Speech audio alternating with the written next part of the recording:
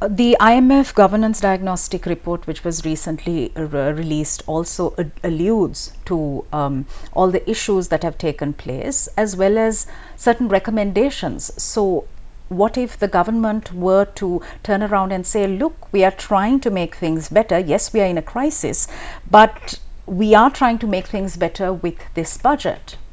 What is your reaction to that?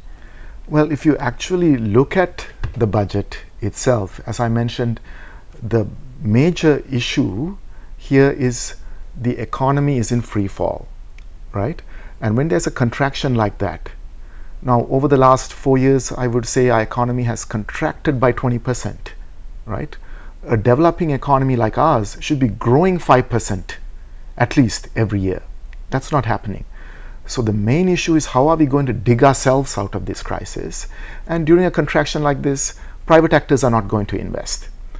You know, if you look at Sri Lanka's economy, on an average year, investment, you know, it could be public investment by the government or private investment, or you and I could build a house, that's also an investment, should be somewhere around 30 to 32% equivalent to our GDP. Mm-hmm. But in a contraction like this, the private sector is not going to invest because the market is shrinking. So the government has to take the risk and invest more.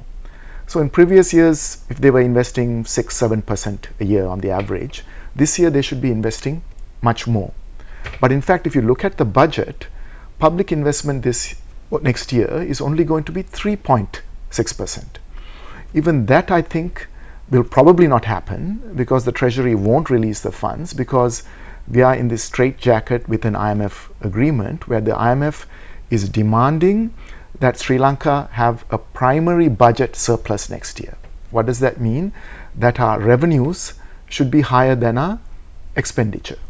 But when the economy is in free fall, it's very hard to get revenues up. So in reality, what would happen is that our expenditure would be further reduced, which means there's less money going around, less in terms of incomes. So coming back to the governance diagnostic, for example, that addressed one particular problem of corruption, right? Of the kind of structures of governance that we need. Mm-hmm. But that's not going to solve the economic problem of how do we expand our economy, get growth back on track, because that is what's going to decide on how much incomes families have to be able to put food on the table.